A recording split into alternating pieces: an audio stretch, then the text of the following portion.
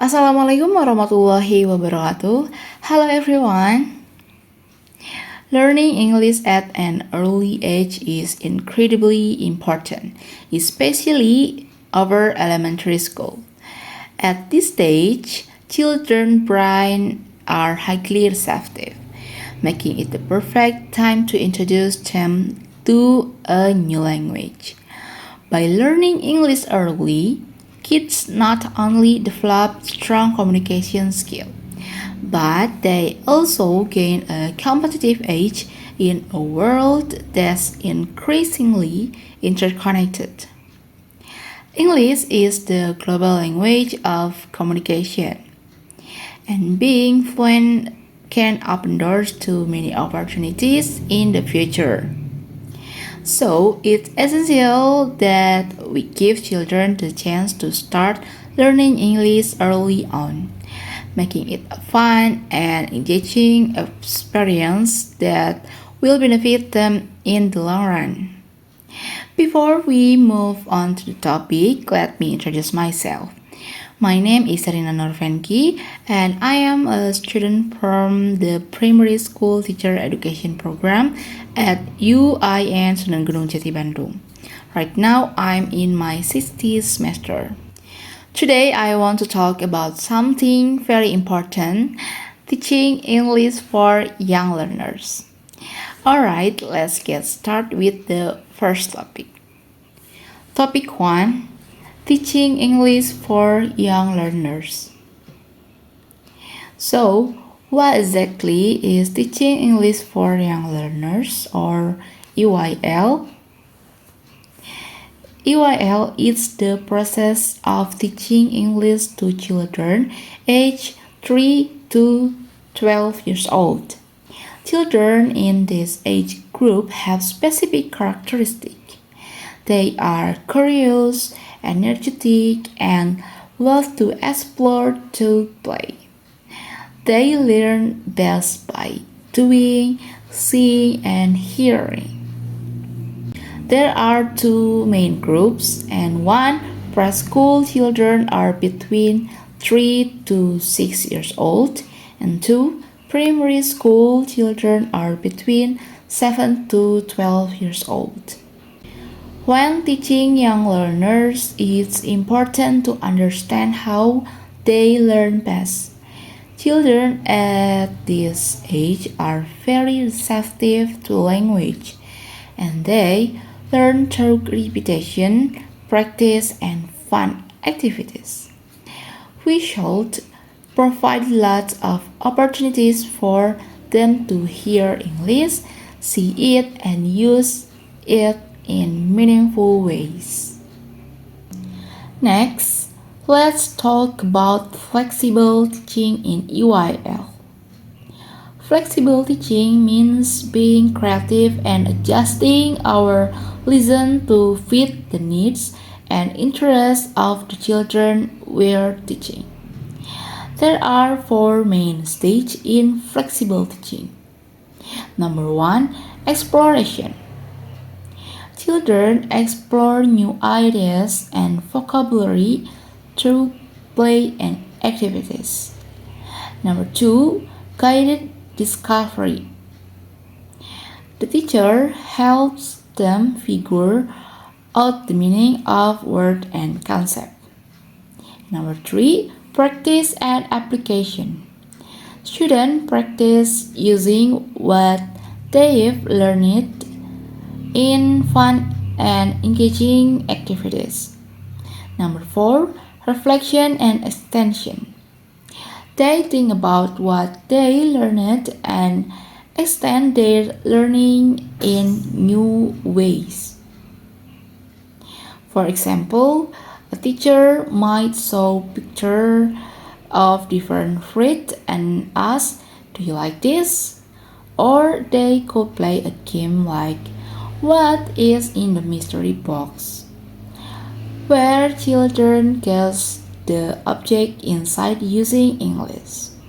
These activities make learning enjoyable and meaningful for young learners. And now, Let's move on to classroom language and classroom activities. In the classroom, we use different types of language to communicate with students. And number one, teacher talk. This includes giving instruction, praising students, and managing classroom behavior. Some example: open your book to page 10, or raise your hands if you have a question. And let's line up quietly. Number two, student talk. Students also need useful expression to communicate. Some example: can you help me please? Or may I go to the toilet please? And number three, politeness and interaction. Teaching students how to be polite is essential. For example, excuse me, thank you, and sorry. Also, praising and encouraging students is key to boosting their confidence. For instance, the teacher can say, "Great job, that's a very good answer, and I love the way you are working." Now, when it comes to classroom activities, we can use techniques like number one, total physical response or TPR, where students listen and respond with action. And number two, role play, where students act out real-life scenarios in English. And number three, games and songs, which make learning fun and interactive. Number four, flashcards, which are great for teaching new words. And next, how to use TPR in class. Number one, the teacher gives a command and demonstrates the action. Number two, students listen and follow the action. Number three, then the teacher gives the command without demonstrating. And number four, finally, students give command to each other. And next, how to use role play. Number one, introduce the scenario to the student. Number two, model the dialogue for them. Number three, have students practice in pair or small groups. Finally, number four, they perform and receive feedback. Alright everyone, that's all for today. Lesson on teaching English for young learners. I hope this gives you a better idea of how to make learning English fun and effective for kids. To end, let's have a little fun with an English songs. Let's go. Okay, student, and now we will sing a song, and title song is Bingo. Let's go.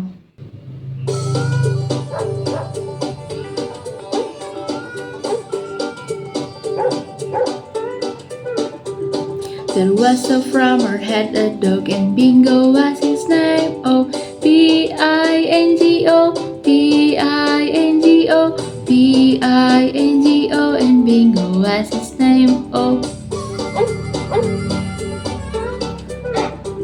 there was a farmer had a dog, and Bingo was his name. Oh, I-N-G-O, I-N-G-O, I-N-G-O, and Bingo was his name. Oh,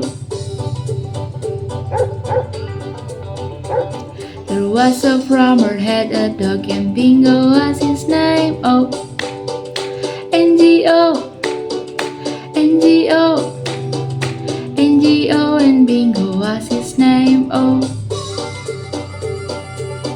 There was a farmer had a dog and Bingo was his name. Oh, G-O, G-O, G-O and Bingo was his name. Oh, there was a farmer had a dog and Bingo was his name. Oh,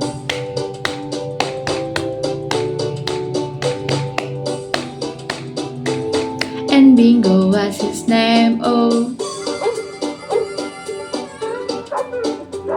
there was a farmer had a dog and Bingo was his name. Oh,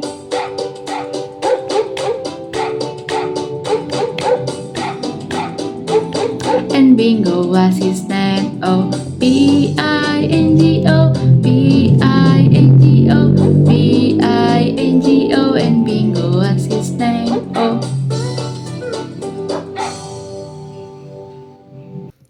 okay, that was fun. I hope you enjoy the songs B-I-N-G-O, Bingo. Okay, thank you so much for watching this video and learning about teaching English for young learners with me today. I hope you now have a better understanding of how to teach English in a fun, flexible, and engaging way for young children. Remember, teaching children is not just about giving them knowledge, but also about making learning enjoyable and meaningful for them. Keep exploring, keep being creative, and most importantly, keep encouraging them to learn and grow.